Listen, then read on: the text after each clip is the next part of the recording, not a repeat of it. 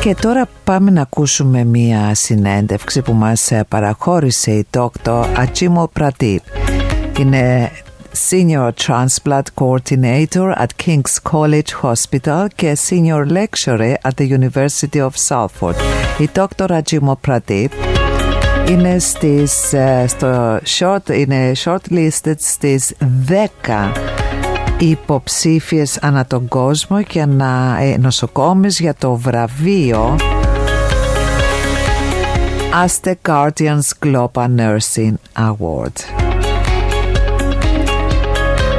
Της ευχόμαστε συγχαρητήρια και ό,τι καλύτερο, πάμε να την ακούσουμε. An exceptional healthcare professional whose work has helped transform organ and stem cell donation awareness in the UK. Our guest, Dr. Agimol Pradeep, has recently been named among the top 10 finalists for the prestigious Aster Guardians Global Nursing Award. For nearly 3 decades, she has dedicated her career addressing inequalities in transplant care, supporting diverse communities, and championing the nursing profession. Agil, it's really nice to meet you. Congratulations, and thank you for joining me today. Now, first of all, when you first heard that you had been shortlisted among the top 10 nurses in the world, what was going through your mind? How did you feel? I think I felt incredibly humbling because it was an emotional experience, and I felt deeply honored, not just for myself, but also for the patients, my family, colleagues, community, and the cause I have been serving for the last 20 years also, just for the good cause of promoting gift of life. Mm-hmm. Did you ever imagine when you first began your journey that your work would one day receive this level of international recognition? Never, because especially as a nurse, we normally labeled as just the caregivers, and like getting a recognition in the global platform is not something, because of course personally for me nursing is kind of never been about recognition.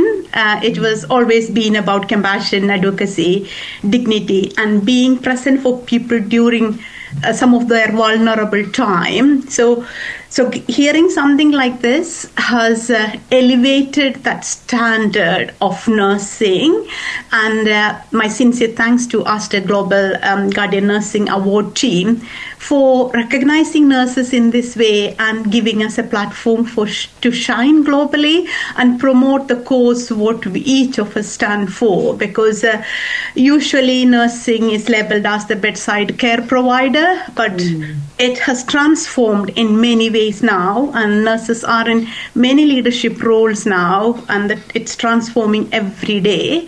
And I personally feel that nurses are the change agents in the healthcare sector. When it comes to any new interventions, there is a nurse behind that, and I truly feel humbled that I am able to represent my nursing profession in this way.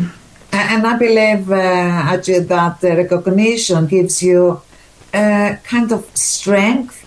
It's like a support that you are at the right direction, that, yes, what you are doing, because recognition on this scale usually reflects years of dedication, sacrifice, and purpose, and your work has clearly touched many lives. Now, take us back to the beginning. What inspired you to pursue nursing and eventually specialize in transplant coordination? Nursing back, because I'm from India, back home, my hometown is in South India, a state called Kerala. So if you look around the nursing history, Kerala nurses are all around the world. So it is most of my aunties, most of my relatives or neighborhood friends always took nursing as one of the profession they chose to. And for my parents, I'm one of 4 daughters, and they identified that I had that compassionate, caring angle in whatever I did. So when it came to choosing a profession, I myself chose nursing, and I thought that was something I felt that I'm able to help people when they are in need. Also, it was one of the professions which allowed individuals to grow professionally, academically, as well as, at the same time, you can financially become stable as well as a kind of sustained, stable profession. So that was one of the reasons at the time. But when I started, I somehow was allocated into renal nursing field, where I was looking after patients with a kidney failure, where I was specialized in, I came out of my nursing school with specialized skills to look after patients on dialysis machine. Dialysis machine is where when someone diagnosed with a kidney failure, when both their kidneys fail, they have to depend on an alternative treatment regime to support their kidney function. So chemodialysis or peritoneal dialysis, those are the two options they had available at the time when I finished my nursing in late 90s.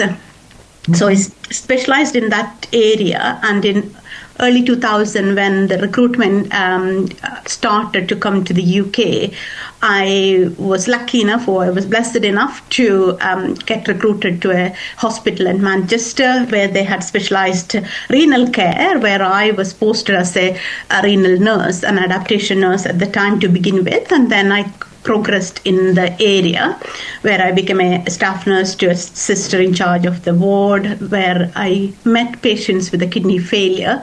And it was a kind of a moment where I realized, oh my God, the transplantation do give back quality of life to these patients, because back home that was not something I was seeing on daily basis. So I then started looking more into the transplantation, and I think the triggering point was one of the patients from my background, Asian background, asked me the challenging question about why he was on the transplant waiting list longer than compared to some of the white patients who have been on the waiting list. Because some of the listeners, you may know, when someone has been diagnosed with a kidney failure, they all have to rely on a unit to give them that dialysis 3 times a week. So they become friends because they are seeing 3 times a week in a unit, in dialysis unit. So they have seen, this specific patient have seen some of the patients from Caucasian background coming within 6 months. They had their transplant opportunity and they moved on with their quality of life. So that was the question when the patient asked me, Aji, because you are from same background, I felt the patient felt confident to ask me, is NHS discriminating me because I'm from the Asian background? And he had a genuine reason why he asked that question. By the time he was on the waiting list over 3 years, and he was counting down, and when he witnessed other patients who've been on the waiting list only for 6 months, so he didn't have much insight into the problem, but he felt that was the reason.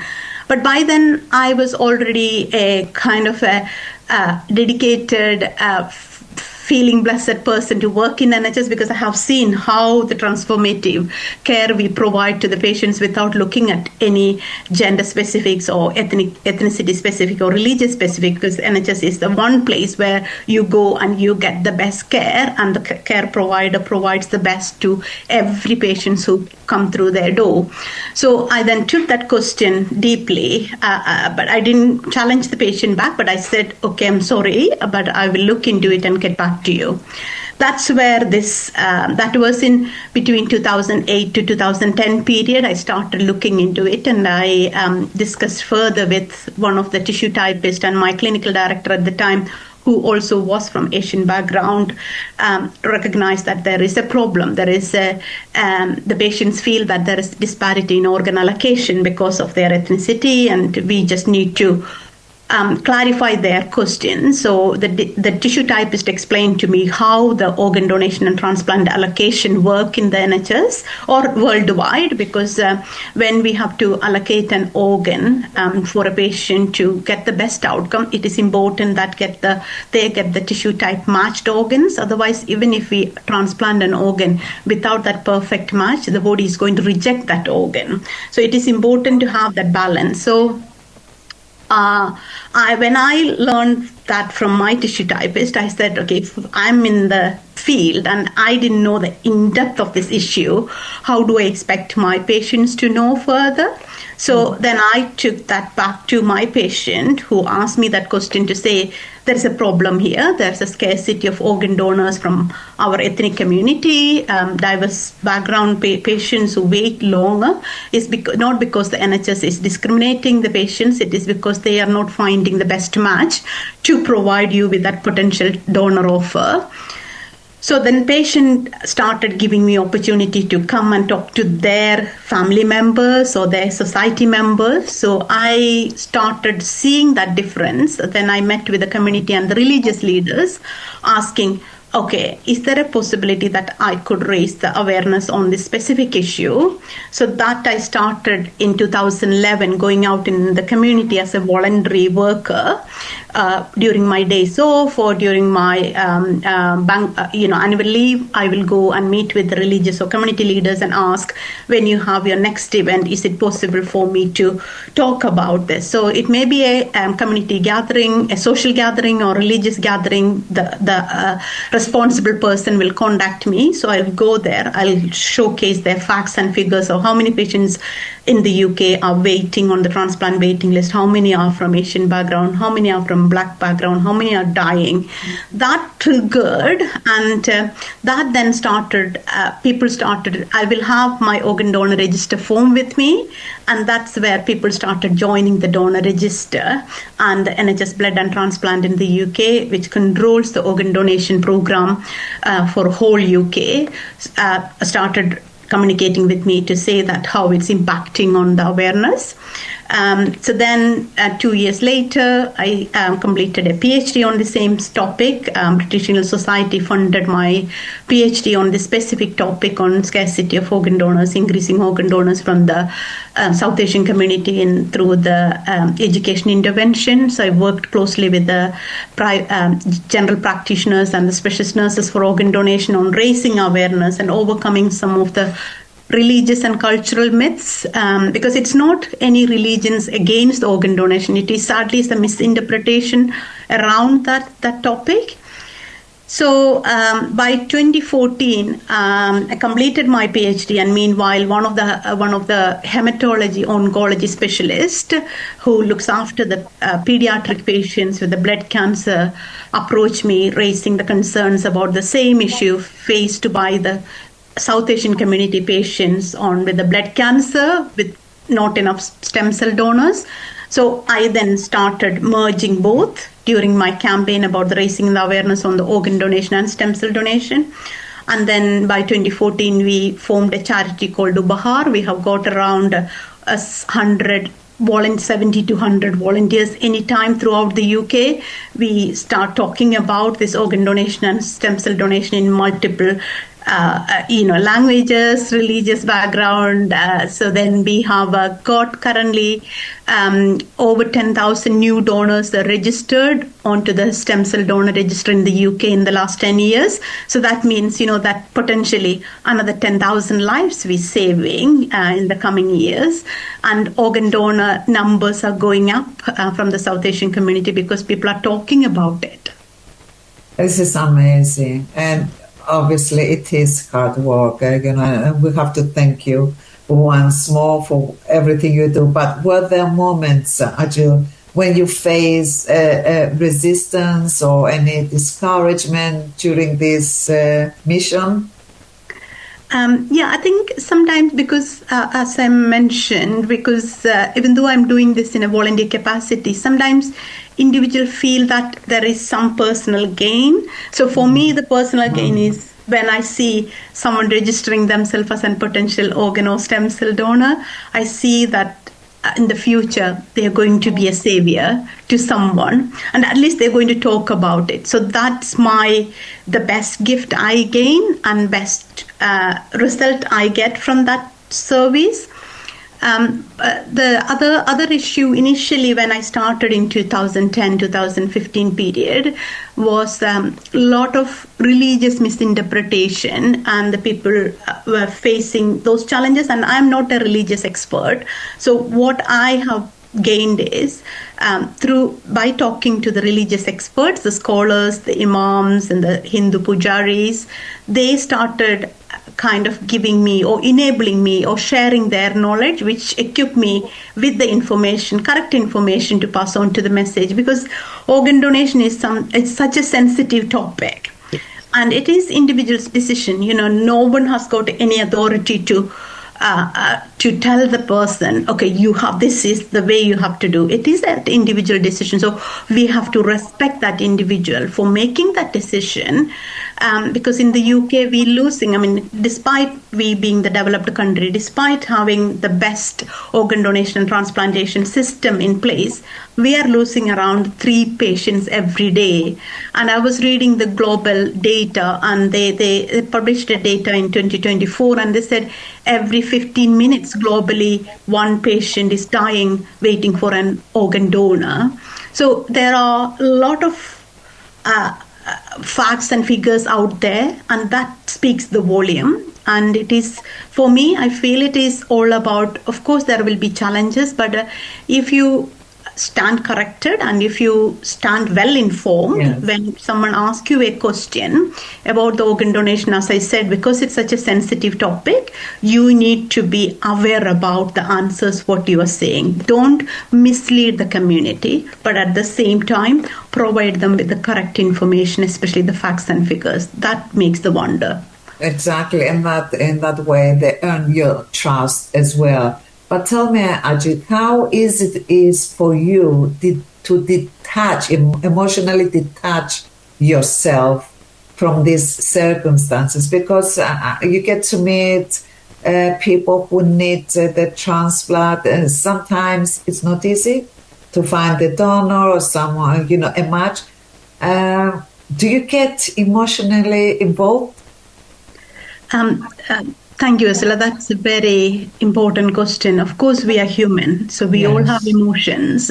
So I do, especially because of my community work and involvement in the community, I do get calls outside my work area where I get, they may hold on to me only because the only person who they know work in this field may be only me. So they call me to say, okay, we have these challenges. Then you feel that you get connected. And for example, someone who with the blood cancer, she was only 3 years old, the parents reached out to me to say, we have only 1 child and she has been diagnosed with the blood cancer. Both the parents are not the match. Can you help us to find a potential match? So with the help of the Delete Blood Cancer organization in the UK, with the UBHA volunteers, we rolled out the national donor campaigns. And by God's grace, they found a potential donor. And and for that child now, she celebrated 7th birthday last month. And those kind of when it comes to you, especially as a mother, as a wife, as a daughter, I get it as well. But I thank God because I have a very supportive family. My husband and I've got 2 teenage daughters. They understand. So when I feel like I am able to share those worries or get the support I need at the time. Also, I'm got lucky that I have got mentors and friends who are willing to listen if I need their support. Yeah, because it's very important to look after yourself first. People need you, and in order to be able to help others, you need to look after yourself, to know your limits, to switch off when you are at home, because the next day you will have more energy and the strength and all this emotional, situation that you need to be in order to help others. But you are doing something really unique, and it's amazing. Now, do you feel nurses are finally receiving the recognition they deserve globally, especially after the challenges of recent years? I think, as I said before, Vasoula, because I don't think any of the nurses come to nursing for a recognition because, you feel like this is a calling. For me, definitely, nursing is not. I didn't take it because it's a profession and I'm going to, be a millionaire at the end of the year. I felt it was a calling, and I have a Christian upbringing. So, like in our upbringing, the parents taught me in that way, like when someone is suffering, you should not move away from them. You have to do the perfect care, what you can give to them.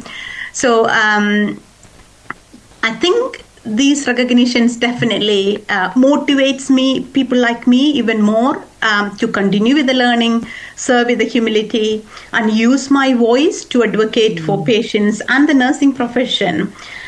Because acknowledge that every recognition and the visibility comes with accountability and responsibility. So I take this honor with that specific angle of my commitment more to the profession. But globally, I think having Aster Global Award or any recognition like that, definitely I feel compared to the past Vasoula, I think nurses are able to climb the ladders, and we are more visible in the policy changing era, or AI technologies. We are getting more visibility, but there's more to do. There's more to do. Absolutely. And what advice would you give to young nurses or healthcare professionals watching this show or listening, who hope to make a difference in people's lives? Thank you, Vasoula. To any nurses who are listening out there, please remember that you are a leader, you are a change agent, because nurses, sometimes when we are on the band 5 or a staff nurse level, we think that, we are just a bedside care provider. You are not. Whichever level you're working, you as a nurse, you came out as a leader. You were equipped with leadership skills. You don't need to be in a management role to be a leader. You have every day you're making a difference in individual's life. So, for example, in reflecting on my own life, I could have sat back with that patient question. I was not in a management role when the patient asked me about the question about disparity in organ allocation. But that question enabled me to make a huge impact in that area. So anyone you're listening to me, if you get questioned by a patient about some challenges, just don't ignore, just don't sit back and think that the problem is the system fault. Instead, you step forward and think, what can I do to help the situation? And that brings the wonders. Absolutely. Nigel, thank you so much for joining us today. Your journey is not only inspiring because of the awards and the recognition, but because of the lives you have changed. Thank you for this amazing work, and we wish you best of luck at the awards. And we would love to know the outcome. I know it's not about recognition, but we like people like you to be recognized and awarded, because we need you a lot, and we want you to be happy and strong. Thank you so much. This is LGR, London Greek Radio. Ο αγαπημένος σου ελληνικός σταθμός στα social media. Ακολούθησέ μας στο Instagram και στο TikTok, βρες μας στο Twitter και κάνε like στη σελίδα μας στο Facebook London Greek Radio.